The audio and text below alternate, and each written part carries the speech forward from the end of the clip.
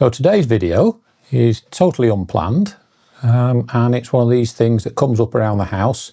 Everybody, I'm sure, watching this has had this exact problem come up in their household, and I'm going to show you how to fix it. In our case, we went to bed last night having set the washing machine to do its wash and spin overnight on the cheaper electric rate that we have. And come down this morning and there's a beeping noise coming from the utility room. And that beeping noise is coming from the washing machine. The washing machine is saying it's got a fault and it hasn't gone through its full cycle.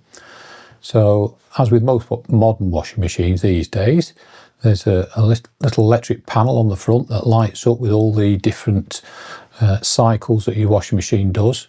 But also on that panel, it'll also tell you if there are any faults. And in our case, it was flashing a capital letter E, number 36 and -10. So I had to find out what fault E36-10 related to.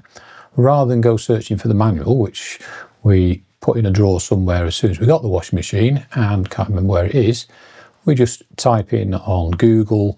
In our case, it was a Bosch Series 6 washing machine, E36-10.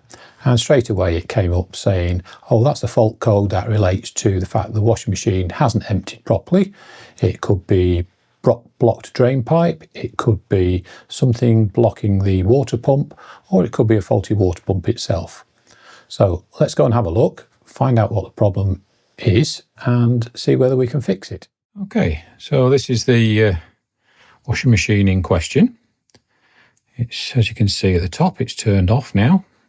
Doesn't have to be isolated at the mains, but if you feel safer that way, just unplug it from the wall. And the place that we're going to is the bottom right hand corner here. I'm going to use this panel here. And to prepare for what we're going to do next, we've covered the floor with a towel, just to get any drips. We've got a little bowl and a big bowl, and you'll see the reason for those shortly. Most of the modern washers today have a panel like this. Sometimes it's on the other side, it's always on the front because the manufacturers know this is something that owners are going to come across. On this one, you just open it with your fingernail there. That flap drops down. On this one, it actually comes out on one side to get it right out of the way. On some, it'll stay just flat. On some, it'll have a little thumb screw that you just undo. One way or another, it's access to this little panel that you want. There's two things in here. I've got this hose here with a bung in the end, and this screw thread here, or this little knob as it looks like. Now, the first thing we want is this. There's going to be water in this washing machine, and the only way to drain it out, bearing in mind the reason we're doing this is because the washing machine is not emptying, is that we squeeze this pipe here, put our little bowl underneath, and with a little gentle persuasion, release the pipe, squeeze it again, get rid of that water into the big bowl, and we'll keep doing this until the washing machine is empty. If there's a great deal of water, or there's not, there's only a couple of bowls in it. Sometimes, depending on when it failed, what part of the cycle it failed, the washing machine can be quite full, and this will actually it'll actually fill a couple of washing up bowls. In this case, it was right at the end of the cycle that it failed. So we've only got a few drops of water in there. We've got two small bowls of water. But that would have been enough to make a mess of your floor, particularly if you've got hard flooring. You don't want the water going underneath that. As it is in this room, we've got tiles. But we still put the towel down and use the bowl trick just in case. So now that's finished dripping. We'll put our bung back in there and put that back in its storage location there. Get rid of that little bowl out of the way. So we now want to undo this. These are only finger tight, and even though we've gone through the emptying process, you'll usually find there might be a few dregs of water still come out of this. So when you come it out, and this is why we put the towel down. You see, there's just absolutely no way to capture that extra bit of water. That's because this pipe is above the level of this, so you're going to get a cup full of water at the most coming out of there, but don't worry about it. You've prepared for it by putting your towel down. Okay, so I've paused the video for a moment there, moved the bowl out of the way so I can bring you the camera in closer so you can actually see what's going on. So nothing's changed. Still got the drain pipe here, and this cap. This cap actually contains the filter assembly itself. So once you've unscrewed it, you pull it out, and there, lo and behold, is our problem. There's a piece of oh, I know what it is. It's one of those. Oh, there's two of those colour catcher things. You know, for catching dye and stopping it staining all the other clothes. So that's all that's in there. It's done exactly what it's designed to do.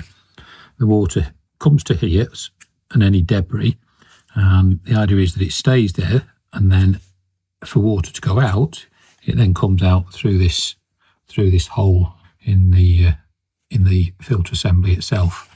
So we'll just check in there. There's no other colour catchers in there, and in that hole, when you can see, I can get my hand right in there. Right at the end of it is the impeller for the pump. So no doubt they are what was causing the problem that was stopping the washing machine emptying.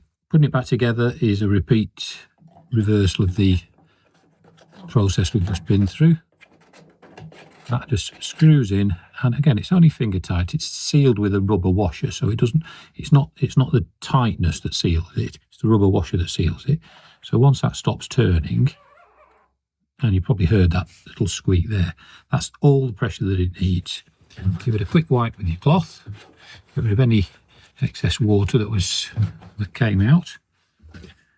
Put your cover back on if you did remove it. If it's one of those that stays on there, then it's just a case of putting that back in place and closing it. And that's your job done. You didn't need an engineer. You didn't need to claim on the warranty, and you'll quite often find that it's worth checking those anyways, particularly if you're going to sell your washing machine.